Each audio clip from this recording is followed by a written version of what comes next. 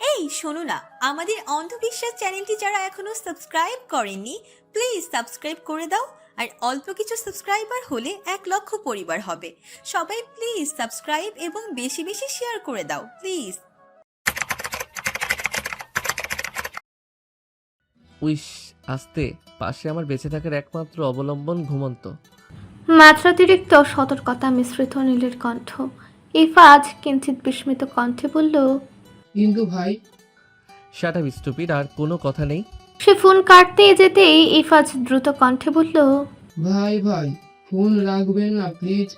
জালাল পার্টির লোকেরা ইদানিং বেশি বাড়াবাড়ি করছে। কিছুদিন যাবত আমাদের দলের বহু লোককে নানাভাবে আহত করেছে ওরা। আলতাফ চাচার অবস্থা ভালো না, ওনার ছেলে আনিরকেও আহত করেছে ওরা। যেহেতু আপনি আজ ফিরছেন তাই আপনাকে জানালাম। নীল বিস্মিত কণ্ঠে বলল, হোয়াটস রাবিশ। এত কিছু হয়ে গিয়েছে, তুই আজকে জানাচ্ছিস আমায়? মানে আমি আপনাকে চাচা জানাতে বারণ করে দিয়েছিলেন। ইফাজের কথা শোনা মাত্র মাথা দপদপ করে উঠল নীলের। তার মানে এই জন্যই ওয়ালিদ খান কিছুদিন আগেই তেহুর সঙ্গে দেখা করেই ঢাকা ব্যাক করেছে। এক হাতে তেহুকে আগলে অপর হাতের কনিষ্ঠা আর মধ্যমা দিয়ে সর্বোচ্চ ব্যাগে কপাল খুঁজতে খুঁজতে চিৎকার করতে গিয়েও নিজেকে সংবরণ করে যথাসম্ভব শান্ত কণ্ঠে সে বলল, what the hell. Shut up stupid. Phone রাখ। I am coming. বলে ফোন কেটে দিল নীল। মাথাটা ছিঁড়ে যাচ্ছে। এমনিতেই দীর্ঘ সফরের ক্লান্তি, তার উপর তার দলের লোকের এই শোচনীয় খবর। সবচেয়ে বড় কথা, তার বাবা কেন এসব লুকালেন? আর নীল একবার গভীর দৃষ্টিতে তেহুর ঘুমন্ত মুখের দিকে তাকালো। সন্ধ্যার কিছুটা পরে বাড়ি ফেরার পথে দীর্ঘ যানজটে আটকে পড়েছিল তারা। ক্লান্ততার দরুন তার বুকেই হেলান দিয়ে ঘুমিয়ে গিয়েছে তেহু। সে অবশ্য সিটে হেলান দিয়ে ঘুমিয়েছিল। তবে তার নিদ্রা যখন ভীষণ গভীরে, তখন নীল আস্তে আস্তে নিজের বুকের বাঁ পাশে এনে রেখেছে তাকে। ধীরে ধীরে যানজট কমার সঙ্গে সঙ্গে অতি সন্তর্পণে গাড়ি স্টার্ট দিল সে। বর্তমানে মন্থর গতিতে চলমান গাড়িটা শহরের ব্যস্ত রাজপথে ট্রাফিকের দীর্ঘ এক সারি অতিক্রম করে ধীরে ধীরে এগিয়ে গেল সেটা। মাথা ভর্তি দুশ্চিন্তার মাঝে নীলের সম্পূর্ণ মনোযোগ পাশের মানবীটির উপর স্থির। তার শখের বাগানের এই একমাত্র ফুলে কখনো তার এই নোংরা রাজনীতির আঁচ লাগতে দেবে না সে। কিন্তু যেহেতু নির্বাচন আসন্ন, তাই কোথাও নিরাপদ নয় তারা। তার উপর আলতাফ চাচার এই অবস্থা। একজন এমপির ছেলে হিসেবে সে এসব দেখে চুপ করে বসে থাকতে পারে না। তার রাজনীতিতে নামা স্রেফ একটা শখ নয়, তার একটা অঙ্গীকার আছে। তার সমর্থকদের প্রতি তার একটা দায়বদ্ধতা আছে। ভাবতে ভাবতে এই গাড়ির গতি বাড়ালো সে। কিঞ্চিত দ্রুত বেগে সেটি এগিয়ে চলল সম্মুখ পানে। ঘড়ির কাঁটায় রাত 8:45। নীলের গাড়িতে এসে থামল ঢাকা সিটি মেডিকেলের সম্মুখে। আজ প্রায় সপ্তাহ খানেক এখানে ভর্তি রয়েছেন আফজাল হোসেন। তাদের পার্টির সবচেয়ে বিশ্বস্ত আর পুরাতন মানব তিনি। তার আন্তরিকতা মুখে বলে বোঝানো যাবে না। নীল দ্রুত গাড়ি থেকে নামলো। তিহুকে বাড়িতে রেখে এখানে এসেছে সে। গাড়ি থেকে নামতে দেখতে পেল ইফাজ আর আদনান বাইরে অপেক্ষা করছে। তারা সালাম দিতে উত্তর দিয়ে তাদের নিয়ে চটজলদি ভেতরে প্রবেশ করলো নীল। আজ সকালে জ্ঞান ফিরেছে আফজাল হোসেনের। পাশে বসে আছে বিপর্যস্ত অনির। আফজাল হোসেনের একমাত্র পুত্র সে। তার অবস্থাও ভালো নয়। নীলকে দেখা মাত্রই আফজাল হোসেন উঠে বসার চেষ্টা করলেন। আধশোয়া হয়ে বসেছিলেন তিনি। নীল দ্রুত পদক্ষেপে আলতাফ হোসেনের ব্যাডের পাশে এসে দাঁড়ালো। তার কপালে গভীর চিন্তা দেখা। দীর্ঘ সফরের ক্লান্তি এখন পুরোপুরি উপেক্ষিত। পাশে বসা বিধ্বস্ত আনিরের দিকে একবার চোখ বুলিয়ে এসে বুঝল পরিস্থিতি যতটা খারাপ ভেবেছিল তার চেয়েও হয়তো গুরুতর। আলতাফ চাচা, আপনি এভাবে উঠছেন কেন? শুয়ে থাকুন। নীলের কণ্ঠস্বরে স্পষ্ট কর্তৃত্ব, তবে সেই সঙ্গে এক গভীর উদ্বেগ। আফজাল হোসেন দুর্বল কণ্ঠে হাসার চেষ্টা করলেন। কথা শেষ করতে পারলেন না তিনি। সামান্য কথাতেই কণ্ঠ রুদ্ধ হয়ে এলো। নীল শান্ত অথচ চাপা ক্ষোভ নিয়ে বলল, আপনি শান্ত হন চাচা। কিন্তু আপনারা কেন ব্যাপারটা আমাকে জানালেন না চাচা? এই দলের ভিত্তি আপনারাই। আপনাদের বিপদে আমি বিদেশ বিভুঁইয়ে আরামে থাকবো, আর এদিকে আপনারা রক্ত দেবেন। এটা কি ধরনের কথা? আফজাল হোসেনকে শান্ত করে একে একে আনিরের মুখ থেকে সমস্ত কিছু শুনল নীল। মূলত তাদের ঢাকায় না থাকার সুযোগে কিছুদিন আগে জালাল পার্টির লোকেরা তাদের পার্টি অফিসে হামলা করে। তারপর ধাওয়া পাল্টা ধাওয়া থেকে আফজাল হোসেনের এই অবস্থা, আর তাকে বাঁচাতে গিয়ে অনিরও আহত হয়েছে বেশ।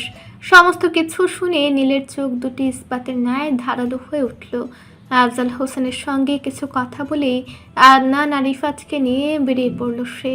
রাত গভীর হয়েছে কিঞ্চিত, তবে সদা ব্যস্ততা বিরাজমান। শহরের রাজপথে ব্যস্ততা বহাল তবিয়তে চলমান। রাস্তার বাতিগুলো জ্বলছে ঝলমলিয়ে। এই আলো আধারের মাঝেও আবহাওয়ায় কেমন যেন চাপা উত্তেজনা আর শীতলতা মিশ্রিত। একটা ধূসর রঙের গাড়িটি হাসপাতালের কিছুটা দূরে ফাঁকা জায়গায় দাঁড়িয়ে। নীল, ইফাজ আর আদনান সেই গাড়িরই পেছনে ডিকিতে হেলান দিয়ে দাঁড়ানো স্থির হয়ে। মুখমণ্ডলে কোনো ক্লান্তি নেই, কারো আছে শুধু আসন্ন এক ঝড়ের পূর্বাভাস। হঠাৎ নীল চাপা স্বরে বলল, তাহলে প্ল্যান ফাইনাল, আর কোনো ভুল যেন না হয়। ইফাজ আর আদনান একসঙ্গে মাথা সম্মতিসূচক নাড়ল। ইফাজ হঠাৎ পকেট থেকে একটা সিগারেটের প্যাকেট বের করে নীলের সম্মুখে ধরল। তাদের জ্ঞান সীমানা অনুসারে ক্লান্ততার দরুন আজ ধূমপান প্রয়োজন নীলের। তবে তাদের দীর্ঘদিনের বিশ্বাসকে মিথ্যা প্রমাণিত করে নীল বলল, I hate smoking. Adnan Ifaz চমকে তাকালো। আর নীল যে নিয়মিত ধূমপান করত তেমন নয়, তবে এমন জটিল জটিল সমস্যায় প্রায়শই হয়ে তাকে টুকটাক এক দুটি সিগারেট ধরাতে দেখা যেত। মূলত ধোঁয়াকে সে যেন নিজের ভেতরের অশান্ত ঝঞ্ঝা দমন করার জন্য এক কৃত্রিম নিস্তব্ধতা হিসেবে ব্যবহার করত। কিন্তু আজ এমন উল্টো কথায় বিস্মিত দুজনেই। ইফাজ দ্বিধাগ্রস্ত কণ্ঠে বলল, তা ভাই, আপনি তো স্ট্রেস কমাতে মানে আজ কি হয়েছে, কিছু কি? নীল শান্ত অথচ তীক্ষ্ণ চোখে ইফাজের দিকে তাকালো। তার মুখমণ্ডল এক স্থির নবপ্রত্যয়। Everything is change now. Nicotine এখন স্রেফ একটা ডিস্ট্রাকশন, কিন্তু যখন লাইফে এমন একটা ওয়ান অ্যান্ড অনলি রিজন চলে আসে যার কাছে তুই বেস্ট ভার্সনে থাকার জন্য কমিটেড, তখন এসব সস্তা রিলিফ লাগে না। আর আমি এমন একজনের কাছে কমিটেড যে আমার জীবনের সবচেয়ে বড় প্রশান্তির কারণ। তার এমন কথায় মুগ্ধ দৃষ্টিতে তাকালো ইফাজ। আদনান বলল, আপনি ভাবিকে খুব ভালোবাসেন তাই না ভাই? তার এমন কথায় অদ্ভুত মুগ্ধ হাসল নীল। গভীর কণ্ঠে বলল, ভালোবাসা নাকি আসক্তি জানি না, শুধু এটুকুই বলতে পারি সে আমার অস্তিত্বের একমাত্র কারণ, আমার বেঁচে থাকার একমাত্র অবলম্বন। কিয়ৎক্ষণ স্থবির হয়ে পড়ল তারা। আর নীলের মতো গুরু গম্ভীর মানব থেকে এমন উত্তর হয়তো আশা করেনি তারা। হঠাৎ নীল তাদের অবাক করে দিয়ে ফের বলল, কয়টা বাজে ইফাস? ইফাজ বুকা দৃষ্টিতে চেয়ে আছে। হঠাৎ তার এমন কণ্ঠে অপ্রস্তুত হয়ে হাতের দিকে চেয়ে বলল, হুস 9:30 বাজে ভাই। নীল হাতে থাকা সফট বলটা দূরে ছুড়ে দিয়ে বলল, আমায় ফিরতে হবে। বলে সেখান থেকে প্রস্থান করলো সে। গাড়িতে উঠে তা স্টার্ট দিতে দিতে ফের তাদের উদ্দেশ্যে সতর্কমূলক কণ্ঠে বলল, যা বললাম তার 1 ইঞ্চিও যেন নড়চড় না হয়। মাইন্ড ইট, 1 ইঞ্চিও নয়। ইফাজ আদনান বাধ্য ছেলের ন্যায় মাথা নাড়তেই নীল গাড়ি স্টার্ট দিয়ে সর্বোচ্চ ব্যাগে এগিয়ে গেল সম্মুখ পানে। ঘড়ির কাঁটাটা 9:45 পেরিয়ে 46-এর উপর স্থির হয়েছে সবে। তীহ ব্যালকনিতে দাঁড়িয়ে নীলের অপেক্ষায়। সে যে তখন তাকে মহলে নামিয়ে দিয়ে বেরিয়েছে, এখনো ফেরার নাম গন্ধ নেই। এতক্ষণ অবশ্য সবাই ছিল। কিছুক্ষণ হয়েছে সকলে প্রস্থান করেছে নিজ নিজ কক্ষের উদ্দেশ্যে। দীর্ঘ সফরের দরুন ক্লান্ত সকলে, তবে সন্ধ্যায় কিছুটা ঘুমিয়ে নেওয়ার দরুন ক্লান্ততার পরিমাণ যত সামান্য তীহুর। বরঞ্চ তার চঞ্চল আখিজোড়া স্থবির হয়ে আছে প্রধান ফটকের পানে। নীলের আগমনের অপেক্ষায় চাতক পাখির ন্যায় চেয়ে আছে সে। হঠাৎ একটি গাড়ির আগমনী শ্রবণ গোচর হতেই তীহুর চঞ্চল চক্ষু পল্লব ঝাপটালো বার কয়েক। ঘন অন্ধকারের মাঝেও তীব্র ব্যাগে ছুটে আসা ধূসর রঙের সেডান গাড়িটিকে চিনতে তার ভুল হলো না। দ্রুত ব্যাগে গাড়িটি বিশাল লোহার ফটক অতিক্রম করে ভেতরের প্রশস্ত আঙ্গিনায় এসে ধীর হলো। তিহু সরু নেত্রে এক ঝলক চাইল সেদিকে। কিছুক্ষণের মধ্যেই কক্ষের দরজায় সে কড়া নাড়ল নীল। আধ খোলা থাকায় সামান্য স্পর্শেই খুলে গেল তা। ভেতরে ঢুকে তিহুকে না পেয়ে মুচকি হেসে ব্যালকনিতে প্রবেশ করল সে। এদিকে নীলকে না দেখতে পেয়ে তিহু কি মারল বেশ কয়েকবার। মাত্র আসা মানবটি হুট করে কোথায় উধাও হয়ে গেল, চোখের পলকেই হারিয়ে গেল নাকি নাকি এটা তার ভ্রম ছিল। সে যখন নীলকে খুঁজতে ব্যস্ত তখনই নিঃশব্দে অগোচরে তার পেছনে এসে দাঁড়ালো নীল। প্রশান্তির হাসির রেখা ঠোঁটে বিদ্যমান রেখে বরাবরের ন্যায় গভীর কণ্ঠে প্রশ্ন ছুড়ল, আমাকে খুঁজছেন ম্যাডাম? তিহু হঠাৎ নীলের এমন কণ্ঠে হতচকিত হয়ে উঠল। দ্রুত পেছন ঘুরে নীলকে দেখতে স্বস্তির নিঃশ্বাস ছাড়ল। তবে এতক্ষণ অধীর আগ্রহে নীলের অপেক্ষায় থাকলেও তাকে দেখে গম্ভীর হলো সে। অভিমানী কণ্ঠে বলল, একদম না। বলে নীলকে পাশ কাটিয়ে কক্ষের উদ্দেশ্যে যেতে লাগলো সে। তবে পেছন থেকে তার হাতটা খপ করে ধরে বসলো নীল। কাছাকাছি টেনে বলল, মিথ্যা বলাই যায় যদি অপর পক্ষ তা ধরতে না পারে, কিন্তু আমি তো ধরে ফেলেছি। তা এত বড় মিথ্যা বলার কারণ কি ম্যাডাম? কিসের আবার মিথ্যা? ঘুম আসছিল না তাই দাঁড়িয়েছিলাম। নতুবা কারোর জন্য সাধ করে অপেক্ষা করার কোনো ইচ্ছা আমার নেই, বিশেষত তার জন্য যে আমাকে কিছু না জানিয়ে এত রাত পর্যন্ত বাইরে থাকে। নীল বুঝলো অভিমানের অভিমান। ঘোরের কাঁটায় চেয়ে বলল, সবে তো রাত 9:50। এত রাত কিভাবে হলো? আমি কি আর আপনার কাছে কৈফিয়ত চেয়েছি? ছাড়ুন আমায়। দেহু মুচড়ি করতেই নীল তাকে আরো কাছে টেনে ঘনিষ্ঠ হয়ে বলল, আচ্ছা নাও বুঝেছি, এটা অনেক রাত, কিন্তু আমার কথাটা তো শোনো। দেহু স্থির হলো, ভ্রু কুঁচকে বলল, বলুন কি বলবেন। That's like my lady. But আপনার জানা উচিত ম্যাডাম, আপনার হাজব্যান্ড শুধু আপনার হাজব্যান্ডই নয়, একজন ব্যবসায়ী, প্লাস আপনার মতে নেতা সাহেব। তার ব্যবসা আছে, আর এতদিন সে বাইরে ছিল, তো সব দিকটা হ্যান্ডেল করতে হবে তো।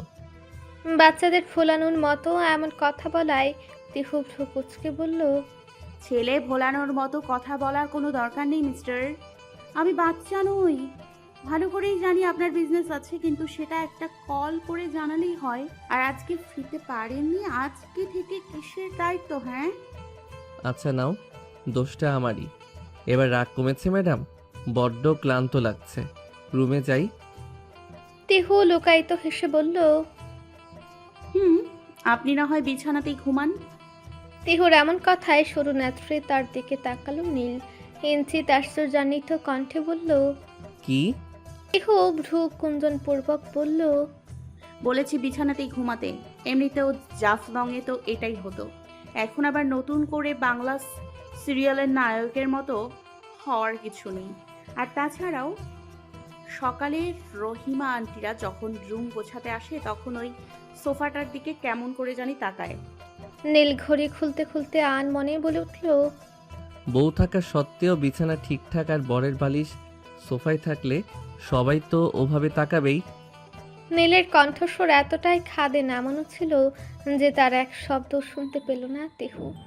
নিশ্চিত হতে ফের শুধালো, কি বললেন? নীল গলা খাকারি দিয়ে বলল, নাথিং।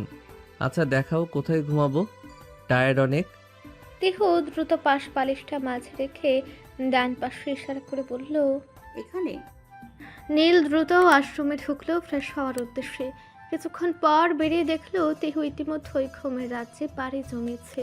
নীল ভেজা টাওয়াল দিয়ে জল সিক্ত চুলগুলো শেষবারের মতো মুছে সেটা হ্যাঙ্গারে ঝুলিয়ে আবারও তাকালো ঘুমন্ত তিহুর দিকে। খানিক মুচকি হেসে এগিয়ে আসলো বিছানায়। নিজের অবস্থানটা প্রেয়সীর ডান পাশে আর প্রেয়সীর অবস্থান নিজের বাঁ পাশে দেখে আনমনি মুচকি হেসে বলল, পারফেক্ট পজিশন, কিন্তু অবস্থানটা বিছানার বাঁ পাশে না হয়ে আমার বুকের বাঁ পাশে হলেই বেশি ভালো লাগতো। বেলা গড়ানোর সঙ্গে সঙ্গে ভোরের স্নিগ্ধ আলোর র্যাশ কেটে তপ্ততায় মুখর হলো পরিবেশ। পাখির কিচিরমিচির আর পাশের বাগানের নানাবিধ ফুলের মিষ্টি সুবাসে মনোহর পরিবেশের সৃষ্টি হচ্ছে। প্রায় অর্ধ মাসের ছুটি শেষে আজ কর্মজীবনে প্রবেশ করবে সবাই। প্রবীণ সদস্যরা অবশ্য নির্বাচন নিয়ে ব্যস্ত। নীলের ব্যস্ততাও কোনো অংশে কম নয়। অফিস থেকে শুরু করে রাজনীতির ময়দান সবখানে সক্রিয় বিচরণ তার। আর আসন্ন নির্বাচনকে ঘিরে তাই কর্মচাপ দ্বিগুণ হয়েছে। এদিকে আজ ভার্সিটি যাবে বলে ঠিক করেছে তিহু। যেহেতু মাহা আর ইশরাত কালেখানি থেকেছে, তাই একই সঙ্গে ভার্সিটি যাবে তারা।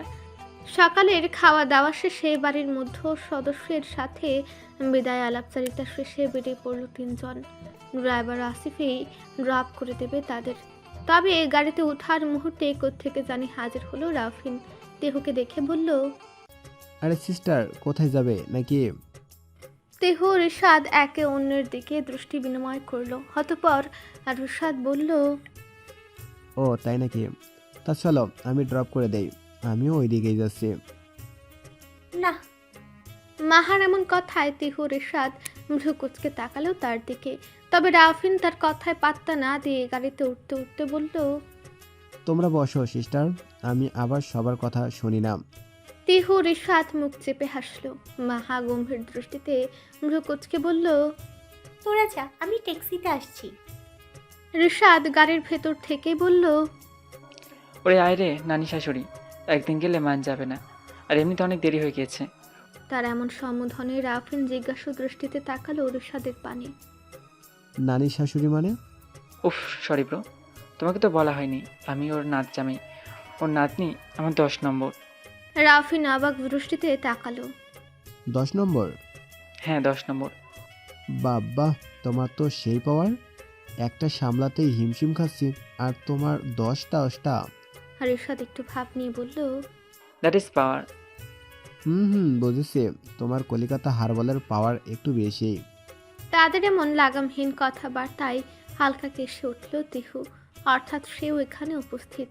রাফিন বোকা হেসে বলল, সরি।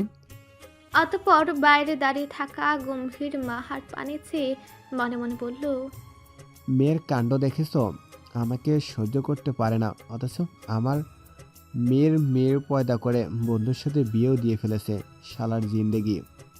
তোরা রাউফিনকে চিনছিস তাই না? মাহার এহেন কথায় চমকে তাকালো তিহু রিশাদ। ভার্সিটির ক্লাস শেষে আইন অনুষদের সামনের খোলা উদ্যানে বসেছিল তারা। তবে মাহার হঠাৎ এমন প্রশ্নে বিস্মিত দুজনেই। বিস্ফোরিত নয়নে মাহার দিকে তাকিয়ে দেখল, ভাবলেশীন ভঙ্গিমায় সম্মুখ পানে চেয়ে মলিন হাসছে সে। তিহু রিশাদ কি বলবে বুঝতে পারল না। নিজেদের ওকালতি করাটাও ভুলে গিয়েছে ব্যায়াম আলম। মাহা ওভাবেই তাকিয়ে ফের তাদের সাথে দৃষ্টি বিনিময় করে বলল, কি আমাকে বোকা মনে করিস? হয়তো আমি একটু বেশি মারামারি গুন্ডাগিরি করি, তবে ভুলে যাস না তোদের দুজনের থেকে বয়সে একটু হলেও বড় আমি। ম্যাচিউরিটি তোদের থেকে বেশি। আমাকে বোকা বানানো অত সহজ? বিশেষ করে তিহু, ও আমার কাছে সারা জীবনে একটা ডায়েরির খোলা পাতার মতো। যতই আমার থেকে চাল লুকানোর চেষ্টা কর, কখনো সফল হয়নি। আর এত বড় একটা সত্যি তোরা চাপা দিতে চেয়েছিলি। একটা দীর্ঘ নিঃশ্বাস ছাড়ল সে। পরক্ষণেই বলে উঠল, আমি তো সেই দিনই বুঝে গিয়েছিলাম, যেদিন রিশাদ আর তুই জাফলংয়ের রাউফিনের সঙ্গে একান্তে কথা বলেছিলি আর আমার দিকে তাকাচ্ছিলি। তোরা কি ভেবেছিস এতটাই সতর্ক হয়ে গিয়েছিস যে আমার দৃষ্টির অন্তরালে যাবি? কুশ্মির কালেও তা সম্ভব? তবে আমি না বড্ড বোকা। প্রথম দিন তোদের নাটক আমি ধরতেই পারিনি। সদা হাস্যোজ্জ্বল মুখশ্রীতে মলিনতার ছায়া। তিহু দ্রুত উঠে মাহার কাছাকাছি গিয়ে তাকে জাপটে ধরে বলল, এমনটা নয় দোস্ত, বিশ্বাস কর, আমরা শুধু চেয়েছিলাম। তাকে কথা শেষ করতে না দিয়ে নিজের কাঁধে রাখা তার হাতটায় আলতো হাত রেখে মাহা বলল, আমি জানি সাফাই করার কোনো প্রয়োজন নেই। আমি চিনি তোদের। জীবনে যাই করিস কখনো আমার খারাপ চাইবি না তোরা। তিহু শক্ত করে চেপে ধরল মাহাকে। রিশাদ অপ্রস্তুত হেসে বলল, তাহলে চলুন একটু ফুচকা খেয়ে আসা যাক। হাজব্যান্ড সাহেব। হাজব্যান্ড? তিহু চমকে তাকাতেই রিশাদ তার মাথায় গাঁটটা মেরে বলল, ড্রামা বন্ধ করুন মিস ড্রামা কুইন। আমাদের জেন্ডার চেঞ্জ আপনি করেছিলেন, আর বিয়েটাও আপনি দিয়েছিলেন আমাদের। ছেলেবেলার কথা মনে করে শব্দ করে হেসে উঠল দুজন। মলিন ঠোঁটেও হাসি ফুটল মাহার। তিনটিতে মিলে এগিয়ে চলল প্রধান ফটক পেরিয়ে। রাজনীতিতে ময়দান ফাঁকা পেলে টিকটিকিও নিজেকে বৃহৎ কিছু মনে করে, তবে তার বোঝা উচিত নিজের অবস্থানটা। ছেলের এমন কথাই তার দিকে ঘুরে তাকালো ওয়ালিদ খান। অফিসের নীলের কেবিনে কিছুক্ষণ হলো এসেছেন তিনি, ব্যবসার কিছু গুরুত্বপূর্ণ কথা আর রাজনৈতিক আলাপ আলোচনার উদ্দেশ্যে। নীল হাতে থাকা সফট বলটা প্রেস করতে করতে ফের বলল, কিন্তু সেদিন আমার থেকে ওই কথাটা লুকানো উচিত হয়নি তোমার। কণ্ঠে ঝরে পড়ছে অগ্নিচ্ছটা, চোখ দুটো বাজ পাখির ন্যায় তীক্ষ্ণ। ওই দিন ব্যাপারটা হাইড করার একটাই কারণ, নুরাইন মা অসুস্থ ছিল, তাই শুধুই তো তোমার চিন্তায় পরিমাণ বাড়াতে চাইনি। যদিও আমি নূরকে রেখে কখনো আসতাম না, কিন্তু আমাকে একবার ইনফর্ম করা উচিত ছিল তোমার। রিজনটা তো তুমি খুব ভালো করেই জানো।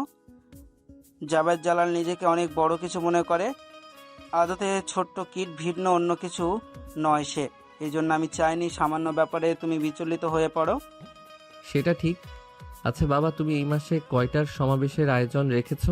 শুধুমাত্র লোক দেখানোর জন্য, বৃহৎ কিছু না আয়োজন করতে চাই না।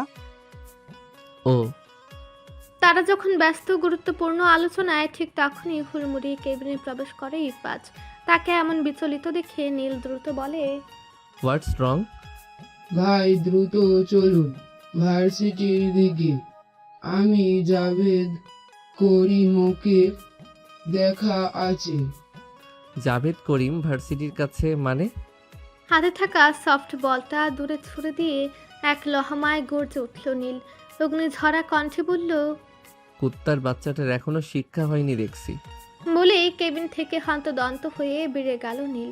ইরফাজ তার পিছে পিছে যেতে নিতে ওয়ালিদ খান তাকে থামিয়ে বলল, তুই কোর্ট থেকে জানলি? আদলান ভার্সিটির কাছে ভাই রেখেছিল ওকে ভাবি নিরাপত্তা স্বরূপ, আর ওই আমাকে ফোন দিয়ে বলেছে ভাইকে ফোনে পাচ্ছেন না, দেখো। দ্রুত যা, আর নীল যেন মারামারি না জড়ায়। আচ্ছা। চটজলদি পায়ে নীলের পিছু পিছু প্রস্থান করলো ইরফাজ। নূর, তিহু মাহার সাত ভার্সিটি থেকে অনেক দূরে একটা ফুচকার স্টলের সামনে দাঁড়িয়ে ফুচকা খেতে ব্যস্ত। হঠাৎ এমন পরিচিত কণ্ঠের ব্যাকুল স্বরে দ্রুত পেছন ঘুরে তাকালো তিহু। ঠিক পেছনেই দাঁড়িয়ে আছে নীল, তীক্ষ্ণ দৃষ্টিতে ব্যগ্রতা। তিহু সর্বশেষ ফুচকাটা মুখে পুরে মাহা রিশাদের দিকে এক ঝলক তাকিয়ে পরক্ষণে এগিয়ে আসলো নীলের দিকে। দ্রুত মুখে থাকা ফুচকাটা চিবিয়ে বলল, আপনি? চলো। বড্ড বিচলিত তার দৃষ্টি, মাত্রাতিরিক্ত উদ্বিগ্ন কণ্ঠস্বর। তিহু অদ্ভুত দৃষ্টিতে চেয়ে আছে, বলল, কোথায়? আর আপনি এমন করছেন কেন? নীলা আর কোনো কথা না বলে হাত আঁকড়ে ধরে তার। তিহু কিছু বলতে যাওয়ার আগেই হন্তদন্ত পায়ে দ্রুত প্রবেশ করে গাড়ির ভেতর। কোনো পূর্বাভাস ছাড়াই স্টার্ট দেয় সেটা। দ্রুত ব্যাগে চলমান গাড়ির গতি মন্থর হয়েছে মাত্র। ভার্সিটি থেকে বেশ কিছুটা দূরে মহলের কাছে পিঠে অবস্থানটা। তিহু ভ্রু কুচকে চেয়ে আছে। নীল লুকিং গ্লাসে তার দিকে চেয়ে বলল, মোড অফ। তখন ওভাবে নিয়ে আসছিলেন কেন? আচ্ছা, তুমি কি বাসায় যাবে নাকি অন্য কোথাও? আচ্ছা থাক, মহলেই চলো। অতি সূক্ষ্মভাবে মূল কথাটা ঘুরে ফেলল নীল। তবে তিহু কি কম যায় নাকি? সে স্পষ্ট কণ্ঠে বলল, চেষ্টা করবেন না মিস্টার। তখন আমাকে ওভাবে নিয়ে আসলেন কেন? হঠাৎ নীল গাড়ির ব্রেক কষে বলল। পৌঁছে গিয়েছি। তিহু বিরক্তিতে ভ্রু কুচকে দেখালো। মহলে পৌঁছে যাওয়ার দরুন ব্যাপারটা চাপা পড়ল তখনকার মতো। নীল গাড়ি থেকে নেমে বরাবরের ন্যায় গম্ভীর পদচারণায় প্রবেশ করলো মহলে। তিহু কিঞ্চিত দাম্ভিকতায় প্রবেশ করলো সেথায়। আসসালামু আলাইকুম আব্বু। তিহুর কণ্ঠে শঙ্কা স্পষ্ট। অযাচিত কারণে কণ্ঠ কাঁপছে আজ। মনে হচ্ছে কোনো এক বিকট ঝড়ের পূর্বাভাস আসবে আজ। হলো তাই। সদা স্নেহময় নওশাদ হকের কণ্ঠ আজ গুরুগম্ভীর। ওয়ালাইকুম আসসালাম। তুমি বাসায় আসবে কবে? পরীক্ষা শেষ হয়ে গিয়েছে না? আর ট্যুরও কমপ্লিট। রিশাদের নানু অসুস্থ হয়েছেন। তিহু ছোট ঢুক গিলে শুষ্ক ঠোঁট জোড়া ভেজালো জিহ্বাধারা। হ্যাঁ, বড় মিথ্যে বলতে হবে তাকে। তাহলে কালকে এখানে আসার প্রস্তুতি নাও, ছোট চাচ্চু যাবে তোমাকে আনতে। তিহুর চোখ যেন কোটর থেকে বের হয়ে আসবে। ব্যতিব্যস্ত কণ্ঠে তারা ফুটে এসে বলল, না না না বাবা, চাচুকে পাঠাতে হবে না। আমি বোঝা মাত্র ধীর কণ্ঠে বলল, চাচুর আসার দরকার নেই। আমি মাহার সাথেই ফিরবো। ও বলছিল খুলনায় যাবে আঙ্কেল আন্টির সাথে দেখা করতে। জি আচ্ছা, মনে রেখো পরশু দিনের মধ্যে এখানে তোমাকে দেখতে চাই আমি। যত দ্রুত সম্ভব আসার ব্যবস্থা করো। আচ্ছা। বাবা ফোন কেটে দিতেই ফুস করে স্বস্তির নিঃশ্বাস ছাড়ল তিহু। কি মিথ্যা নাটকটাই না সাজিয়েছিল সে। বাবা মাকে জীবনে এর থেকে বড় মিথ্যা হয়তো আগে কোনোদিন বলেনি সে। বলেছিল তাদের ভার্সিটি ট্যুরের কথা, ভেবেছিল হয়তো সপ্তাহ খানেকের মধ্যেই ফিরে আসতে পারবে। তবে ব্যর্থতার দরুন পার হলো প্রায় অর্ধ মাস। অতঃপর একটা মিথ্যা কি থাকতে আরেক মিথ্যা। দেশদের মায়ের দূর সম্পর্কের এক আত্মীয়ের দুহাই দিয়ে দিনগুলো যাপন করলো সে। আয়নার দিকে তাকিয়ে বড় ইতস্ত হলো তিহুরাজ। বাবার এমন কণ্ঠ বিচলিত করছে তাকে, তার উপরে আবার কালকের ভেতরে খুলনা ব্যাগ। যেন তেন কথা নয়। তিহুর হঠাৎ মনে হলো নীলকে কথাটা জানানোর প্রয়োজন, কিন্তু কোথায় সে? খুব সম্ভবত নিচে কোনো আলোচনায় ব্যস্ত। অস্থিরতা জেঁকে বসলো তিহুকে। দ্রুত ফোন তুলে মাহাকে টেক্সট করে জানালো কাল ফেরার কথা। মাহার রিপ্লাইয়ের জন্য দেরি না করে ইরশাদকে করলো আরেকটা টেক্সট। আবু যদি ওকে ফোন করে বলবে আমরা ফিরেছি 2 দিন আগে, একটা এক্সাম ছিল এজন্য দেরি হয়েছে। সে যখন ব্যস্ত হঠাৎই বেজে উঠল পাশে থাকা নীলের ফোনটা। ভাইব্রেশন আর কিছুটা জোর রিংটোনের শব্দে বিরক্তিতে সেদিকে তাকালো সে। হঠাৎ তার চক্ষুদয় স্থবির হলো। বিমূঢ় দৃষ্টিতে চেয়ে রইল লক স্ক্রিনে। সেখানে জলজল করছে তারই ছবি। শাড়ি পরা, হাতে গাজরা, হাত উঠে দূরের পাহাড় দেখাচ্ছে কাউকে। জাফলঙে তোলা ছবি সেটি, কোনো এক অজ্ঞাত মুহূর্তের। বড় মুগ্ধ তার দৃষ্টি। নিঃসন্দেহে নীল একজন ভালো ফটোগ্রাফার, তবে কারো লুকিয়ে ছবি তোলার দক্ষতাও যে এতটা সুনিপুণ হতে পারে জানা ছিল না তিহুর। সে যখন মুগ্ধতায় ডুবে এসব ভাবতে নিমগ্ন, ঠিক তখনই রুমে প্রবেশ করে নীল।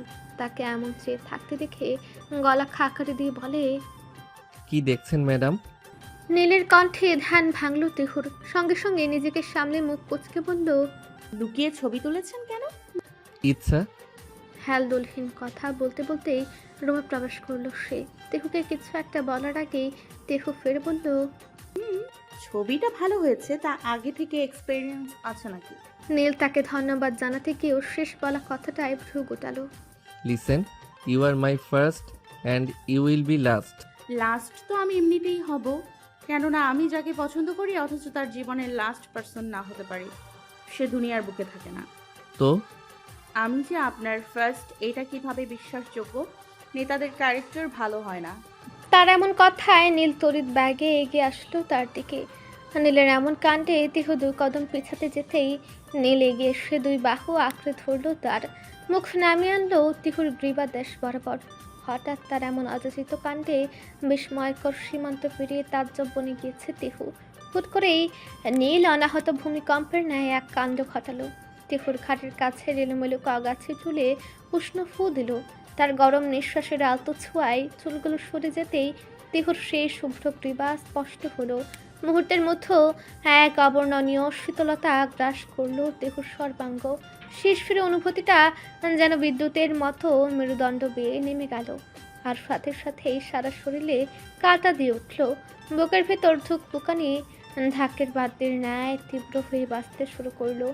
সে এতই হতবিহ্বল যে নড়াচড়ার শক্তিও যেন হারিয়ে ফেলেছে। তার ডাগর চক্ষুদয় পলক ফেলতে ভুলে নীলের মাথার দিকে স্থির হয়ে আছে। নীলের মুখ তখনও তিহুর গ্রীবার কাছে স্থির হয়ে আছে। তার শরীর তিহুর কানের কাছে মুখে নিয়ে গভীর পৌরুষ কণ্ঠে ফিসফিসে এসে বলল, আমার ক্যারেক্টার সার্টিফিকেট নিতে এসো না। পৃথিবীর সবার জন্য অন্যতম শুদ্ধ পুরুষ হলেও তোমার কাছে চরম অসভ্যের খেতাব পেতে আমার সময় লাগতো না, যদি আমি তোমার ইচ্ছার বিরুদ্ধে তোমাকে পেতে চাইতাম। কথা বলার দরুন নীলের উষ্ণ নিঃশ্বাস তিহুর কর্ণদেশকে বিষ্ঠিত করেছে। সর্বাঙ্গ অদ্ভুত ঝাঁকুনি দিচ্ছে। আর নীলের বলা কোনো কথায় কর্ণপাত হলো না। তিহু বরং নব কিশলয়ের ন্যায় কম্পিত ঠোঁটে বহু কষ্টে সে উচ্চারণ করলো, বাবা। এমন মুহূর্তে তিহুর এমন কথায় ভ্রু কুচকে তাকালো নীল। কোথায় বাবা? তিহু বহু কষ্টে সরে গিয়ে নিজেকে সামলে বলল, আমার বাবা। নীলের কোচকানো ভ্রু আরো বেশি কুঞ্চিত হলো। তোমার বাবা মানে? মানে বাবা বলেছে কালকের মধ্যে খুলনা ফিরতে। হোয়াট? কোথাও যাচ্ছ না তুমি? আর নীলের থেকে হয়তো এমন উত্তর আশা করেনি তিহু। সে ভেবেছিল নীল হয়তো চিন্তিত হবে, প্রশ্ন করবে, তার পরিবর্তে এমন জবাবে ভ্রু জোরালো তিহু। যাব না মানে? আপনি কি পাগল? এমনিতেই জোর করে বিয়ে করেছেন আমায়, পরিবারের কেউ জানে না আমার, তার উপর এখন আবার যেতে বারণ করছেন। এরপর বাবা মা সন্দেহ করবে না? কোনো সন্দেহ নেই, কিন্তু তুমি কোথাও যাচ্ছ না এটাই। নীল, ওয়ালিদ খান ছেলের রুমের পাশ দিয়ে যাচ্ছিলেন। বাবার এমন কণ্ঠে থামলো নীল। দ্রুত কণ্ঠে বলল, জি বাবা। এদিকে একটু এসো তো। আসছি।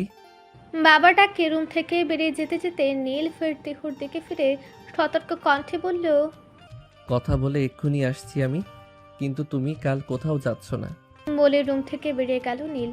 অন্যদিকে তার এমন কথায় ভ্রু কুটিয়ে তার প্রস্থান পথের দিকে চেয়ে রইল তিহু। আনমনেই ব্যালকনিতে দাঁড়িয়ে মাহাকে টেক্সট করছিল তিহু। কালকে বাসায় যাব, বুঝলি? কোন বাসায়? খুলনা, খুলনা আমার বাসায়। কি? সঙ্গে সঙ্গে আর কোনো জবাব না দিয়ে সরাসরি ফোন দিল মাহা। তিহু রিসিভ করে হ্যালো বলার পূর্বেই মাহা চিৎকার করে বলল, আঙ্কেল আন্টি কি সব জেনে গেছেন নাকি? আর একটু কর পালে পালে বিয়ে, পিড়িত দেখে আর বাঁচি না। আল্লাহ গো, এবার কি হবে? তোর চাচাগুলো যা, ইয়া আল্লাহ। অনর্গল কথাগুলো বলে থামলো মাহা। তিহু তাকে শান্ত করতে বলল, এবার থাম মা, আর কোনো প্রবলেম নেই। বাবা আমাকে যেতে বলেছে, হয়তো বা অনেক দিন যায়নি তাই। মাহা যেন হাঁপ ছেড়ে বাঁচল। স্বস্তির নিঃশ্বাস নিয়ে বলল, তাই বল। কিন্তু সমস্যা হচ্ছে তো নেতা সাহেবকে নিয়ে। কেন, তাকে নিয়ে আবার কি প্রবলেম? তোর বর তো তোর কথাই চলে। আমি শুধু ভাবি আফসোস, কেন তোর আগে দেখাটা আমি পেলাম না।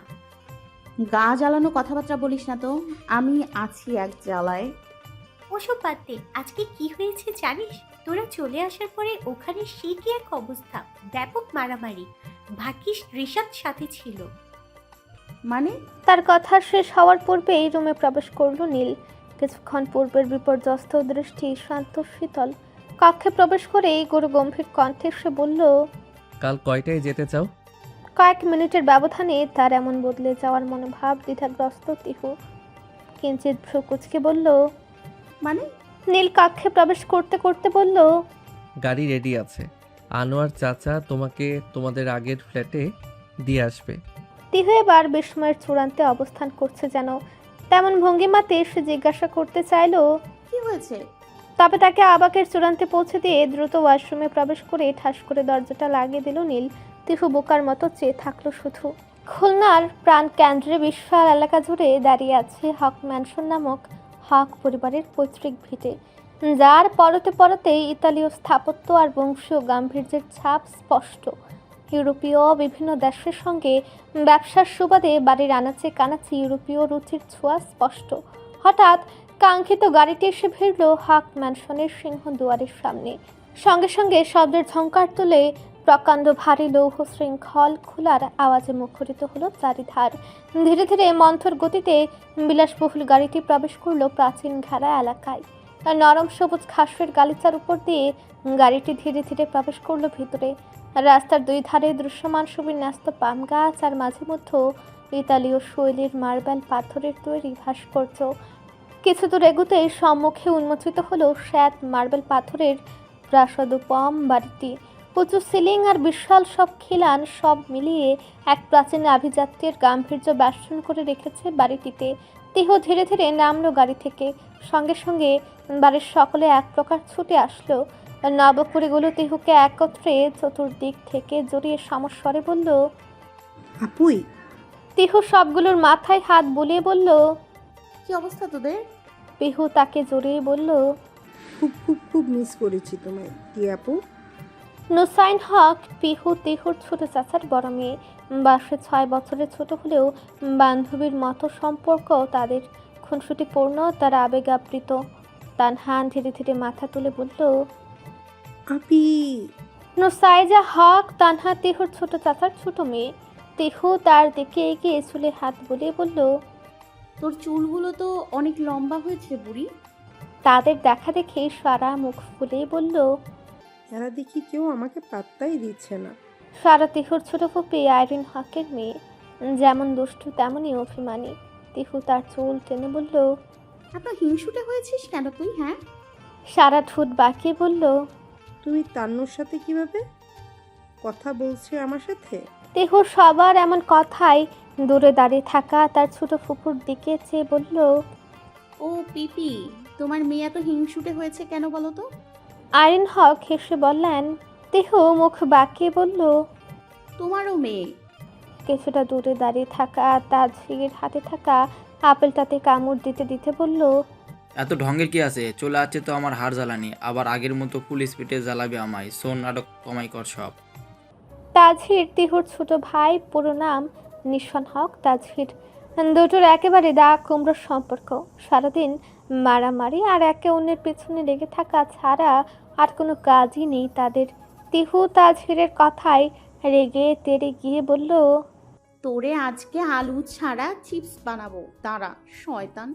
কিছু দূর এগোতে তার দাদা নুরুজ্জামান হক আর তার সহধর্মিণী আফরোজা খানম এগিয়ে এসে বললেন, মারামারি পরে করবি পুতুল, আর একটু কাছে আয় তো, কতদিন দেখি না তোকে। অতঃপর নুরুজ্জামান হক সকলের উদ্দেশ্যে সতর্ক কণ্ঠে বললেন, আর কেউ যদি আমার পুতুলকে কিছু বলেছিস, খবর আছে তোদের। তিহু আহ্লাদে গদগদ হয়ে বলল, কেমন আছো দাদু ভাইয়া? এই তো আসি আল্লাহর রহমতে, আলহামদুলিল্লাহ। আর তুমি আছো না? এবার আমি পুরো ফিট অ্যান্ড ফাইন হয়ে যাব। তিহু এক গাল হাসলো। পাশ থেকে আফরোজা খানম বলল, দেখো বুড়ো, সব ঠিক হয়ে গেছে এবার। এতক্ষণ কি না করছিল আমাদের সাথে। তিহু দাদাকে জোরে ধরেই দাদির উদ্দেশ্যে বলল, আমার দাদু ভাই বুড়ো নয়, তুমি বুড়ি। অতঃপর সে দাদার দিকে ফিরে বলল, দাদু ভাইয়া, তুমি এমন হিংসুটে বুড়ি কেন বিয়ে করেছিলে শুনি? তার কথায় নুরুজ্জামান হক হাসলেও আফরোজা খানম তেড়ে এসে বললেন, আমি হিংসুটে? তবে রে। তবে তিনি এগিয়ে এসে তিহুর কপালে উষ্ণ চুম্বন এঁকে বললেন, কেমন আছিস পুতুল তুই? কতদিন দেখি না। আমি বিন্দাস আছি দাদু। পেছন থেকে আইরিন হক, নাসরিন হক, তিহুর মা আর চাচি নিশাত মজুমদার এগিয়ে এসে তার মাথায় আদরে হাত বুলিয়ে বলল, আমাদের আম্মাটা। হঠাৎ নওশাদ হক এগিয়ে এসে বললেন, অনেক হয়েছে, এবার ভিতরে চলো সবাই। এতদিন পর বাবাকে দেখে তিহু আবেগে আপ্লুত হয়ে বলল। বাবু, তবে নওশাদ হকের মুখ থমথমে, বেশি কিছু বললেন না তিনি। ভেতরে প্রবেশ করলেন। তিহুর ছোট চাচা অর্থাৎ নিহাল হকও এতক্ষণ এখানে ছিলেন, তবে কিছু না বলে তিনিও ভেতরে প্রবেশ করলেন। তিহু বেশ অবাক হলো, যেখানে তাকে আনতে যাওয়ার কথা ছিল ছোট চাচার, তিনি তো জানেনই, আবার একবার সরিটাও বললেন না। তিহু যখন বিস্ময়ের চূড়ান্তে, তখনই পাশ থেকে তার ছোট চাচি নিশাত মজুমদার হেসে বললেন, চল চল ভেতরে চল। আবেগময় উষ্ণতার বেষ্টনী থেকে কোনো মতে নিজেকে ছাড়িয়ে নিয়ে তিহু বাড়ির মূল ফটক পেরিয়ে ভেতরে পা রাখল। পুরো পরিচিত সেই পরিবেশে বিষণ্ণতা ছাপিয়ে তার হৃদয়টা দুলে উঠল খুশির আমেজে। তিহুদের বাড়িটা বিশাল। প্রবেশদ্বার পেরোতেই প্রথমেই চোখে পড়ে বিশাল হল ঘরের মতো ড্রয়িং রুমটা। মেঝেতে ধবধবে শ্বেত মার্বেলের কারুকার্য, তার উপরের হাতে বোনা পার্সিয়ান কার্পেট পাতা দেখলে চোখ জুড়িয়ে যায়। ছাদটা বেশ উঁচু, সিলিংয়ের কোণে কোণে খোদাই করা প্লাস্টারের কাজ। মাঝখানে ঝুলে আছে কয়েকশো বছর পুরনো এক ঝাড়বাতি, যার কাছের ফলকগুলো আজও ঝলমলে আলোক। আর রুমের কেন্দ্রবিন্দুতে এক বিশাল গাঢ় কাঠের সোফা। উল্টো দিকের দেয়াল জুড়ে ঝুলছে হক পরিবারের পূর্বপুরুষদের তোলচিত্র। গম্ভীর আর সম্ভ্রান্ত মুখগুলো নীরব সাক্ষী হয়ে যেন সময়ের হিসাব রাখছে। একটা টেবিলের উপর রূপোর ট্রেতে বসানো প্রাচীন ফোন সেট আর ফ্রেমে বাঁধানো পারিবারিক ছবিগুলো জানান দিচ্ছিল যে এই বাড়িতে পুরনোকে ধরে রাখার একটা চেষ্টা সব সময়ই আছে। ঘরের এক কোণে একটা বিশাল কাঠের বুকশেলফ, সেখানে যত না বই তার চেয়ে বেশি সাজানো ইউরোপের বিভিন্ন জায়গা থেকে আনা শোপিস আর চীনামাটির বাসনপত্র। আসবাবপত্রগুলো রং, পালিশ আর বিন্যাসে রুচির এমন একটা ছাপ যা সহজে অন্য কোনো বাড়িতে দেখা যায় না। ঐশ্বর্যের সাথে মিশে আছে এক ঠান্ডা মেজাজ আর বংশের অহংকার। তির্যকভাবে এসে পড়া দুপুরের আলো কাচের সারসির পর্দা ভ্যাদ করে ড্রয়িং রুমের মার্বেলে পড়ছিল। ভেতরে পা রাখতে তিহুর মনটা এক পরিচিত শান্তিতেই ভরে গেল। কিছুক্ষণের মধ্যেই মেডুরা হাজির হলো শরবত আর নানান খাবারের পসরা নিয়ে। তিহু এগুলো গ্রহণ না করেই সোজা সর্পিলাকার সিঁড়ি পেরিয়ে উঠে গেল দোতলায় নিজের রুমের উদ্দেশ্যে। দোতলায় উঠে তিহু দ্রুত পদচারণায় নিজস্ব কক্ষে প্রবেশ করলো। সুবিশাল কক্ষটি আধুনিক রুচিতে সজ্জিত। লম্বা জানালার পাশেই তার শখের পড়ার টেবিলটি, আর বিছানার ঠিক মাঝখানে এখনও নিজেদের অবস্থানটা ধরে রেখেছে একগাদা নরম তুলতুলে টেডি বিয়ারের দল, যেন তাহারা তিহুর প্রতীক্ষাতেই ছিল। সেই প্রিয় পরিচিত পরিবেশে প্রবেশ করতেই তিহুর সকল বিষণ্ণতা মুহূর্তে দূরীভূত হলো। ধাপ করে বিছানাটার উপর বসে টেডি বিয়ারের মধ্য থেকে তার সবচেয়ে পছন্দের একটি হাতে তুলে তাকে যত্নে মগ্ন হলো তিহু। মুহূর্ত কয়েক অতিবাহিত হতেই ফ্রেশ হতে চটজলদি পায়ে প্রবেশ করলো ওয়াশরুমে। ঘড়ির কাঁটায় 2:15। প্রায় 10 মিনিটের ঊর্ধ্বে নীল অপেক্ষা করছে ভার্সিটির বাইরে। বারংবার হাত ঘড়িটার দিকে তাকিয়ে সময় যাচাই করছে সে। শেষমেশ অধৈর্য হয়ে তিহুর ফোনে ডায়াল করলো। এদিকে সবে একটা লম্বা শাওয়ার নিয়ে বেরিয়েছে তিহু। চুলে পেঁচানো চাওয়াল রিংটোনের শব্দে দ্রুত বেরিয়ে আসলো সে। স্ক্রিনের উপর জলজল করছে সেভ করা নিকনেমটা মিস্টার পলিটিশিয়ান। মুচকি হেসে ফোনটা রিসিভ করলো সে। বলতে চাইলো আপনাদের ফোন করতাম, কিন্তু তার আগেই ভেসে আসলো নীলের ভরাট উদ্বিগ্ন কণ্ঠস্বর। কই থাকো তুমি? হ্যাঁ, সে কখন থেকে ভার্সিটির বাইরে দাঁড়িয়ে আছি, বের হবে কখন? তিহু চরম বিস্মিত নীলের এমন কথায়। পরক্ষণে সে হেসে বলল, আমি ভার্সিটিতে কি করব ভুলে গেলেন? আমি তো আজকেই খুলনা এসেছি। তিহুর ধ্যান ছুটল নীলের। কিঞ্চিত হতাশ কণ্ঠে সে বলল, ও সরি, আসলে ভুলে গেছিলাম। তিহু হেসে বলল, ব্যাপার না, আসলে প্রতিদিনের অভ্যাস তো। যাই হোক, দুপুরে খেয়েছেন? না, এখনো বাসায় যাইনি। তিহু দেওয়াল ঘড়ির দিকে তাকিয়ে বলল, সে কি, দুপুর গড়িয়ে গেল তো। দ্রুত বাসায় যান আর খেয়ে আমাকে জানান। না, এখন আর বাসায় যাব না। কেন? সমাবেশ আছে। ওসব সমাবেশ পরে হবে, আগে বাসায় যান, গিয়ে খেয়ে আমাকে আপডেট জানান, নইলে কিন্তু আমিও খাবো না। খাবে না মানে? অসুস্থ হয়ে পড়লে না একদম কানের নিচে। কিচ্ছু করতে পারবেন না মিস্টার, তাই বলছি গিয়ে খেয়ে নিন, নইলে আমি। আচ্ছা, যাচ্ছি। ফোন কেটে দিল তিহু। বাতাসের ছাপটায় চুল থেকে খুলে দিয়েছে টাওয়ালটা। উন্মুক্ত হাওয়ায় বাঁধনহীন ভাবে দুলছে তারা। হঠাৎ দরজায় দেওয়া টুকার শব্দে তিহু মুচকি হেসে পেছনে ঘুরল। সঙ্গে সঙ্গে হাসি গায়েব হয়ে অন্ধকারে ছেয়ে গেল মুখশ্রী। গ্রে কালার ফিটেড শার্ট পরিহিত দীর্ঘ পুরুষের মুখের হাসি মুহূর্তে কেড়ে নিল তার হাসিখানা। আলহাম হাসতে হাসতে এগিয়ে এসে বলল, হোয়াটসঅ্যাপ মিস টিহুরানি ওরফে সব সময় বক বক করা তোতা পাখি। তিহু আরহামের এমন সম্বোধনে মুখ কুচকে বলল, আলহামদুলিল্লাহ। বাই দ্য ওয়ে, আপনি কখন আসলেন? এই তো এখনই। তো আমার রুমে আপনার কি? নাথিং, জাস্ট তোমার সাথে দেখা করতে আসলাম তোতা। পুনরায় এমন সম্বোধনে কুঞ্চিত হৃদয় আরো কুচকে গেল তিহুর। আমার নাম তিহু, আর আমাকে আমার নামে ডাকলেই খুশি হব। তিহু বলে তো সবাই ডাকে, আমি না হয় অন্য কিছু ডাকলাম। আর এমনিতেও তোমাকে দেখলে আমার তোতা পাখির কথা মনে পড়ে, যেভাবে বক বক করতে। তাহলে আমিও না হয় আজ থেকে আপনাকে গাধা বলেই ডাকবো। আরহাম বলে তো সবাই ডাকে, আর এমনিতেও আপনার গাধার মতো বকা আমার ভালো লাগছে না, তাই আমার রুম থেকে এখন গেলেই খুশি হব। আরহাম তার কথায় অবাক হলেও তাৎক্ষণিক তা প্রকাশ না করে শুধু মুচকি হেসে মাথার পেছনে হাত রেখে বলল, কিছুদিন পর এমনিতেও তোমার রুম আমেরিকাতে হবে ডিয়ার, আর তখন সব সময় আমাকেই পাশে পাবে, সো অ্যাডজাস্ট করে নাও। তিহু অন্যমনস্ক থাকার দরুন শুনতে পেল না তার কথাগুলো। আরহাম মুচকি হেসে বেরিয়ে গেল রুম থেকে। নীল সিগারেট ধরাতে গিয়েও অগ্নিশিখা বিদ্যমান সিগারেটটা হাত দিয়ে মুড়িয়ে দূরে ছুঁড়ে মারল। সঙ্গে সঙ্গে অগ্নি রেখার দাগ স্পষ্ট হলো তার ফর্সা তালুতে। পাশ থেকে ইফা জেগে এসে বলল, কি করেছেন ঠাকি ভাই? Nothing, just leave me alone ইফাস। আউট। কিন্তু ভাই, শাট আপ স্টুপিড, আউট। ভাই রাগটা কি ভাবির ওপর? নো, নিজের উপর। কেন? নীল স্থির রিফাজের দৃষ্টিতে তাকিয়ে শান্ত হলো।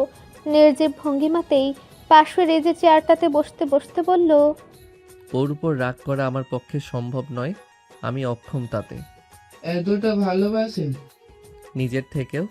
কিভাবে এতটা ভালোবেসে ফেলেন? নীল মলিন হাসল।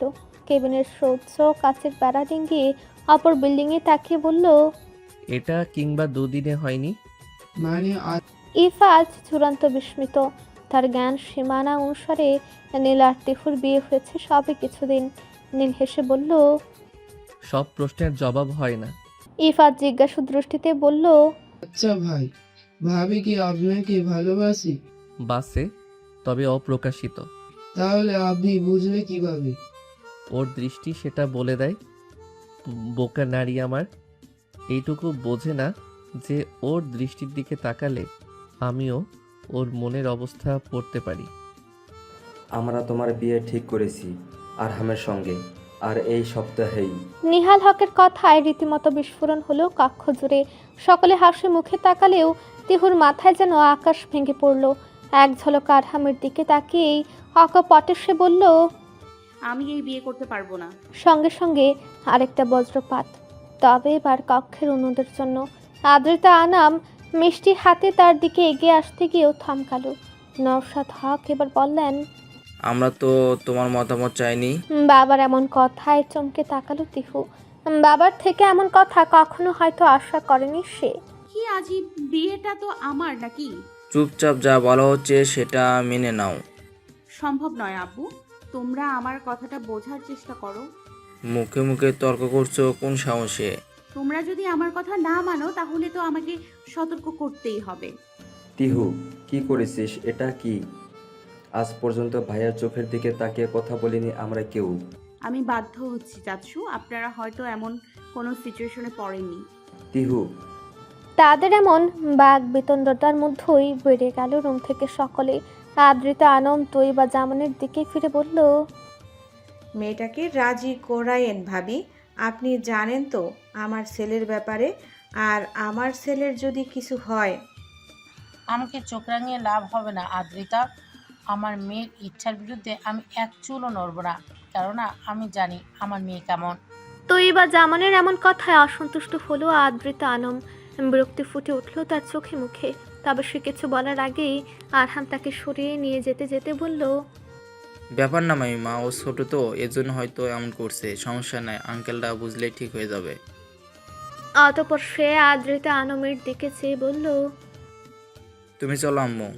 তারা বেরিয়ে যেতেই গর্জে উঠলেন নিহাল হক। বড্ড বেয়াদব হয়েছিস তুই তিহু। এই জন্যই আমি ভাইজানকে বারণ দিয়েছিলাম তোকে দূরে পাঠাতে।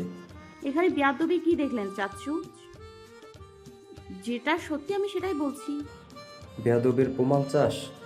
তোর মতো বেয়াদব আমাদের পুরো খানদানে দুইটা নাই। চাচ্ছু, তুই কি ভেবেছিস তোকে ছেড়ে দিয়েছি বলে একেবারে উঠতে দিয়েছি? একদম নয়। সার্বক্ষণিক আমাদের নজর ছিল তোর উপর। তোর প্রত্যেকটা কুকীর্তির কথা আমরা জানতাম। কি বলেছিস আমাদের তুই? ভার্সিটি ট্যুর, অথচ বিগত 2 মাসে ভার্সিটি থেকে কোনো ট্যুরেই যাওয়া হয়নি। দ্বিতীয়ত, জাফলংয়ে রিশাদের কোনো নানুর বাড়ি নাই। তৃতীয়ত, তুই যেসব কুকর্ম করেছিস আমাদের না জানিয়ে, সেগুলো সব সম্পর্কেই আমরা অবগত। তাই তুই নিজের পড়াশোনার অধিকার হারিয়ে ফেলেছিস। পাশ থেকে তেহুর মেজো ফুপু রাজরিন হক মুখ বাঁকিয়ে বলল, পড়াশোনা করতে দিছিল, শান্তি হয় না, আবার লাং পাতাইতে গেছে।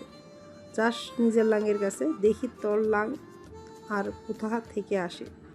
মেজো ফুপির এমন কথায় তিহু অগ্নিঝরা কণ্ঠে বলল, মুখ সামলিয়ে কথা বলো ফুপি, আমার স্বামী হয় সে, আর তাকে নিয়ে একটাও আজে বাজে কথা বললে আমি ভুলে যাব তুমি আমার কি হও। আর কি বলে তুমি এই কথা সে কথা থেকে জানবে? মনে রেখো, সে শুধু একবার এই কথাটা জানুক, তোমাদের এই শখের হক মেনশনের রক্তগঙ্গা বইয়ে দেবে। তার এমন কথায় রেগে গিয়ে নিহাল খান বললেন, তিহু, ওই মুখে আরেকটা বড় কথা বললে টেনে ছেড়ে দেব একদম।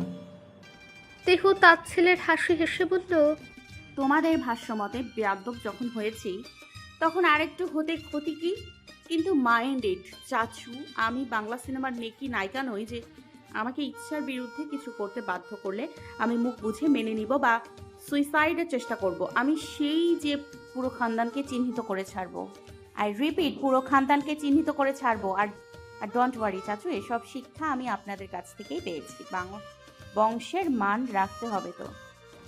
গভীর নির্জীব নিস্তব্ধ এক নিশ্চিত, চারদিক থেকে ঢেকে আছে নিকষ কালো আধারে। আকাশে অর্ধচন্দ্রটাও আজ লুকায়িত মেঘের দস্যিপনায়।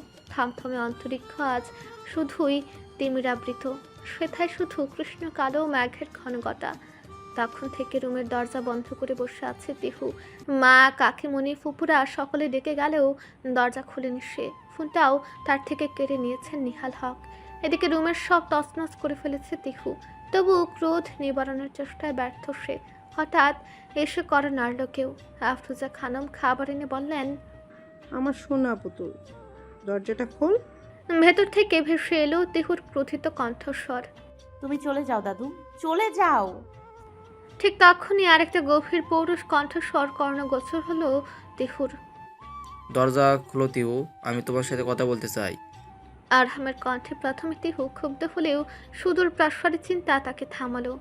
যথাসাধ্য শান্ত হয়ে দরজা খুলল সে। আরহাম মৃদু হেসে ভেতরে প্রবেশ করতে যেতে তিহু তাকে সাবধানতার সঙ্গে বলল, যা বলার এখান থেকেই বলুন। 2 কদম বাড়িয়েছে কেবল আরহাম। তিহুর এমন কথায় থমকালো সে। আচ্ছা থাক, সমস্যা নাই, তো বলো তোমার কি হয়েছে, এমন করছো কেন? আমি এই বিয়ে করতে পারবো না। আকপটে কথাটা বলে দৃষ্টি সরালো তিহু। আরহাম খানিক হেসে বলল, তারপর? আরহামের হাসিতে যেন গা জ্বলে উঠল তিহুর।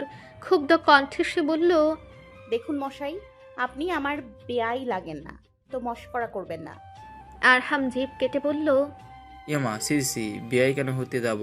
আমি তো তোমার এই কথাটা শেষ করতে দিল না তিহু। ক্ষিপ্ত বাঘের ন্যায় তার কলারে আছড়ে পড়ে চিৎকার করে বলল, নিজের মুখ সামলান। আমার হাজবেন্ড একমাত্র নীল, ওয়াহাজ খান নীল, আমার স্বামী, আমার ভালোবাসা, আমার পৃথিবী, বুঝলেন? তার জায়গা অন্য কেউ নেওয়া কি চেষ্টা করলেও এই নুরাইন ওয়াহাজ খান তাকে কাফন ছাড়াই দাফন করে দেবে। আই রিপিট, কাফন ছাড়াই দাফন করে দেবে। তিহুর উগ্রতায় চমকিত সকলে, তার চিৎকারে জড়ো হয়েছে সবাই। এদিকে তার এমন কথায় আরহাম বিস্ময়ের সীমা চূর্ণ করে তাজ্জব বনে গেছে। তার মানে 10টা বছর যাবৎ যাকে আরহাম উন্মাদের ন্যায় ভালোবেসেছে, সে অন্য কাউকে ভালোবাসে।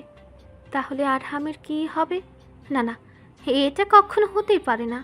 আরহাম পাগলের মতো হাসতে হাসতে সরে গিয়ে বলল, ইয়ার কি সবটা তোমার আর গেল না, তাই না? ইউ আর কি মাই ফুড? আমি ম্যারিড, মানে ম্যারিড। আমার স্বামী ওয়াহাজ খান নীল আর আমি তার সহধর্মিনী নুরাইন ওয়াহাজ খান, বুঝতে? কথা শেষ হলো না তার। সপাটে চর পড়ল তার বা চোয়ালে। তিহু বাকরুদ্ধ হয়ে চেয়ে রইল শুধু। যখন দেখল চর প্রদানকারী ব্যক্তিটি তারই ছোট চাচ্ছু, যিনি কখনো তিহুর গায়ে ফুলের টোকাটাও দেননি। তবে দমল না তিহু। মুহূর্ত কয়েকের বিস্ময়তা ছাপিয়ে গর্জে উঠল সে। বিয়ে তো আপনারাও দিতে চাচ্ছেন, তবে আমি বিয়ে করলে ক্ষতি কি?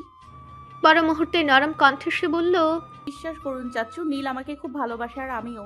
বিশ্বাস করুন, ও ছাড়া আর কেউ কখনো আমাকে সুখী করতে পারবে না চাচু। আপনি শুধু একবার ওকে ফোন দিন, ওর সাথে কথা বলুন, দেখবেন সবটা বুঝতে পারবেন। প্লিজ চাচু, প্লিজ। তার এমন কথায় মন এক ফোঁটাও গলল না নিহাল হকের, বরং তিনি আগের থেকেও দ্বিগুণ ক্রোধিত কণ্ঠে বললেন, নিশাত মজুমদার তানহাকে খাওয়াচ্ছিলেন। একটু হাতে দৌড়ে এসে তিনি বললেন, জি। তুমি আজকে তিহুর কাছে ঘুমাবা, আর যদি কোনো ঝামেলা হয় তোমাকে কিন্তু। নিশাত মজুমদার বাথরুমের মতো মাথা নাড়ল শুধু। নিহাল হক পাশ থেকে নওশাদ হকের উদ্দেশ্যে বললেন, ভাইজান, কাল সকালের ভিতরে আমরা বিয়ের ব্যবস্থা করব, যত দ্রুত সম্ভব। আপনি কি রাজি? মেয়ের মায়াবী মুখশ্রীতে তাকে বুকের ভেতর কেমন করে উঠল নওশাদ হকের। তবু নিজেকে যথেষ্ট গম্ভীর রেখে রাশভারী কণ্ঠে সে বলল, হ্যাঁ। তিহু বদ্ধ দরজার উপাস থেকে বলল, যতই চেষ্টা করো তোমরা কিচ্ছু করতে পারবে না। ভালোভাবে বলেছি, বোঝার চেষ্টা করনি। তাহলে নিজেদের শখের হক ম্যানশনকে রক্তের রঞ্জিত দেখার জন্য প্রস্তুত থাকো। জেনে রাখো নীল আসবে, আসবেই। দীর্ঘ এক সমাবেশের হাঙ্গামা শেষে মাত্র বাড়ি ফিরল নীল। তিহু না থাকায় বাড়ি ফেরার তাড়া কমেছে তার। আজকে তো কেউ আর চাতক পাখির ন্যায় চেয়ে থাকবে না, অপেক্ষমান রইবে না ব্যালকনিতে। ফুস করে একটা দীর্ঘ নিঃশ্বাস বেরিয়ে আসলো নীলের বুক চিরে। রুমে এসে ফ্রেশ হয়ে সবে রাতের খাওয়াটা সেরেছে নীল। ছাদ খোলা ব্যালকনিতে এসে দাঁড়িয়েছে মাত্র, হঠাৎ সে বলল, নূর, ফোনটা দিয়ে যাও তো। অনেকক্ষণ হয়ে গেল অপর পাশ থেকে কোনো জবাব না আসায় ফের সে ডেকে বলল, নূর। পরক্ষণে মনে পড়ল তার নূর এখানে নেই। হ্যাঁ, মলিন হাসল নীল। কি অদ্ভুত, হ্যাঁ, একদিনের এই শূন্যতাও জনম জনমের ন্যায় লাগছে। মনে হচ্ছে মাঝে কেটেছে কত শত যুগ যুগান্তর। হানমনি মুচকি হেসে নীল বলে উঠল, তুমি আমার অভ্যাসে পরিণত হয়েছ নূর, তবে ভালো অভ্যাস নয়, বদ অভ্যাসে।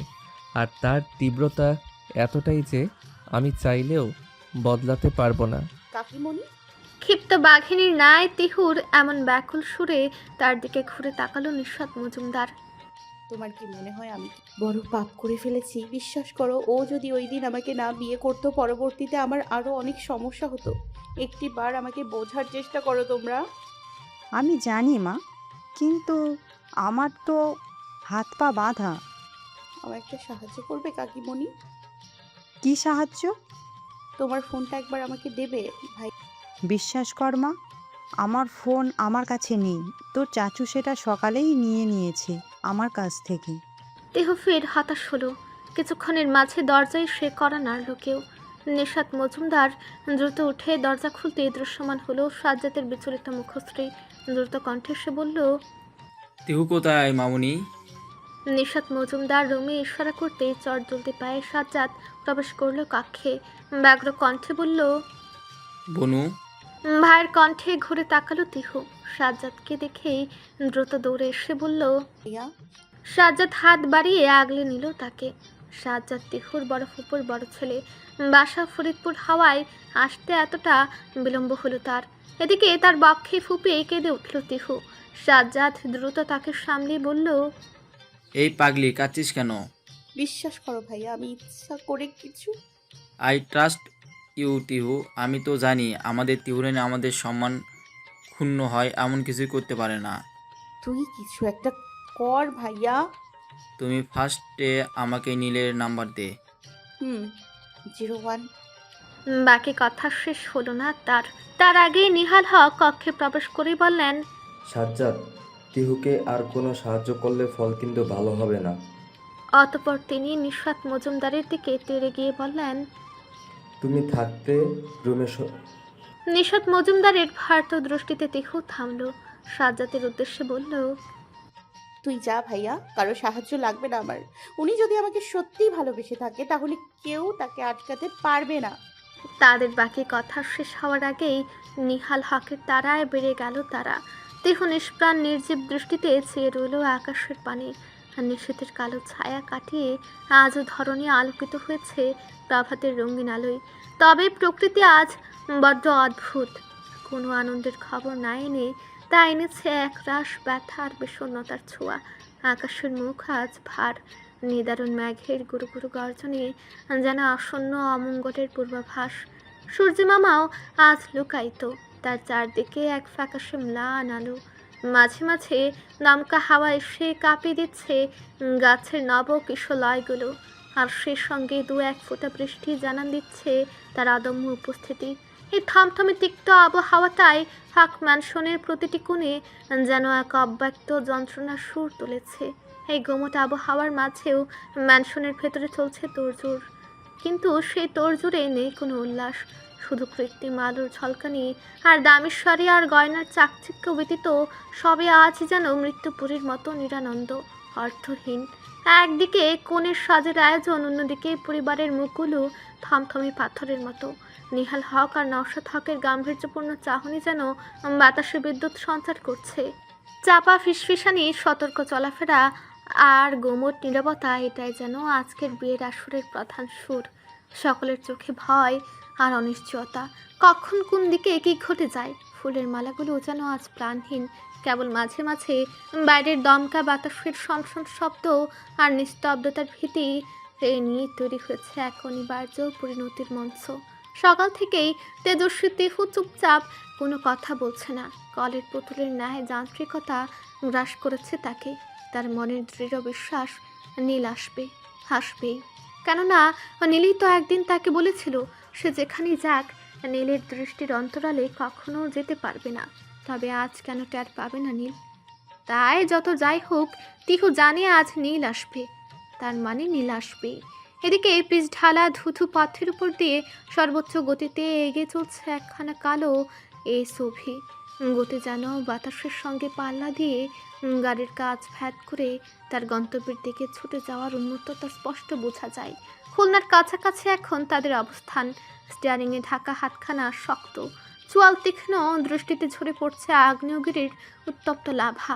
কপালের শুভ্র ব্যান্ডেজ রক্তে রঞ্জিত, তাজা রক্ত কণাগুলো চুইয়ে পড়ছে সেখান থেকে। নিয়মিত ভালোবাসার গল্প শুনতে এবং পড়তে আমাদের অন্ধবিশ্বাস চ্যানেলটি সাবস্ক্রাইব করে পাশে থাকা বেল আইকনটি ক্লিক করুন। ধন্যবাদ সবাইকে।